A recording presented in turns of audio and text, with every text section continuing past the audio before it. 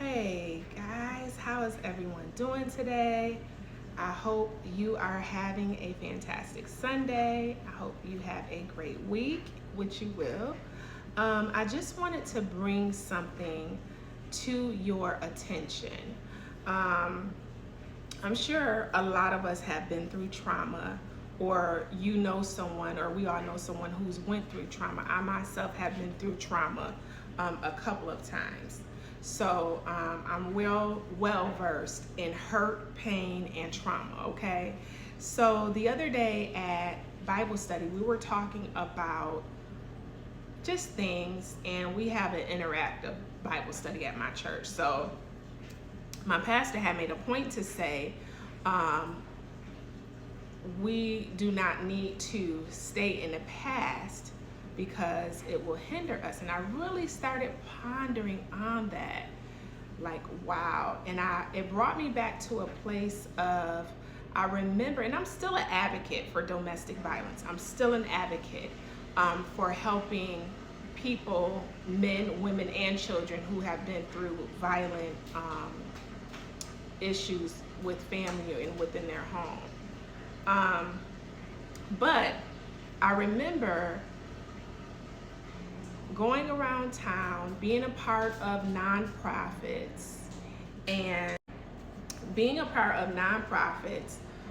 around the city here in Atlanta and certain parts of Georgia, advocating, speaking, telling my story. And it gave me great healing to do that. It really did. Because I was able to interact with other women who had been through the same thing I've been through. And it was really great that I had survived something that a lot of people would have just broken down with, right? But I also noticed that there was a bit of a dark side with advocating and being around these women in these circles that were advocates, that had the black tie affairs, that were authors like myself. There was a few times where I witnessed a lot of mean girl energy, right?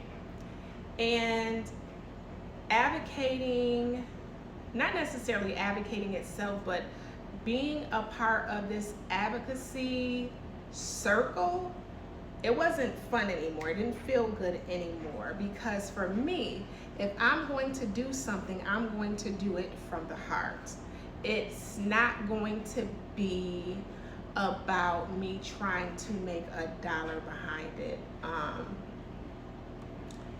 It's going to be about me really trying to serve the community. And back to what we were speaking about in Bible study, I hadn't even noticed how much I was talking about my trauma and allowing that to define who I was as a woman, as a person, as a mom, and as a child of God. And if you are a believer, you know that the core of us, we're not victims, we're victors. You understand? We are soldiers. We are, not of a bunch that is for the weak-minded. To be a follower of Christ, you have to have a certain strength within you. And I hadn't really realized how I allowed past trauma to define who I was today. And as I really sat back and pondered on it, I realized, and I see it a lot now, that people have allowed trauma to define who they are.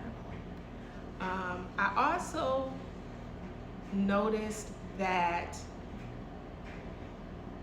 in going through things, a lot of times it's easier for us to pick up this victim mentality, right?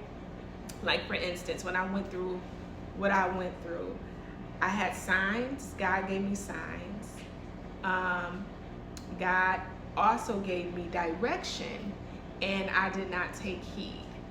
I wanted what I wanted in that season, and I was content with that. Well, how many know that if you are content with something and you stay there, and God has told you to do something else or move forward, move past it, move away from it, if you stay in there being content, that's still disobedience, right? So you're not innocent in that aspect.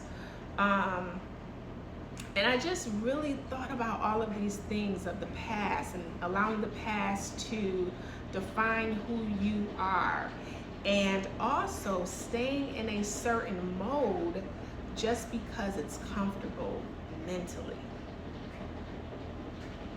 And I have to say something about it. You cannot stay in a certain mode and think you're going to heal. If that's all you have about you is what you've been through, your trauma, there's nothing much out there for you, because you don't want anything else. You want to worship this thing you go through. I see on my posts, right, that, not my posts, but like in the timeline, you know, these narcissist groups. And yeah, you know, going through a narcissistic relationship, that's mentally and spiritually draining, right? But then you have people who stay there. So now you're a part of all of these narcissistic groups, and you all are exchanging information as far as what you went through with your narcissist, what I went through with my narcissist, and we're just staying here like we're stuck here. It's a stronghold here. And that means we begin to worship that narcissistic relationship versus worshiping God. I notice people are focusing, me too, focusing on what you went through versus what God has for you. And that, my friends, is idol worship. Yeah, so if God is saying better is an end of a thing, why are we idolizing our past? So it doesn't matter what happened in the beginning, it's how we finish the race. Like when you see a relay race and the girls or the guys are passing the baton to the next person, when that last runner runs that last little, lap, when they win, we're talking about that person. Nobody talks about the first person. I don't think, I know I don't. I don't remember the first person. I don't even remember the second person or the third person. I always remember that last person, that winning lap. That's what gets you to the champion, to becoming a champion, not staying back there. Whatever you've been through, you've come too far to allow what the devil says you are, what the devil has tried to keep you down with mentally and emotionally. You've been through too much to be defined as that. Let's move forward to this last lap of who God called us to be. Ask God to put the factory reset on us, what He intended for our lives before we started idolizing certain things. Because listen, I heard something crazy the other day from a prophet lady. She's on TikTok. She said narcissist is your reward for putting that man or that relationship before God.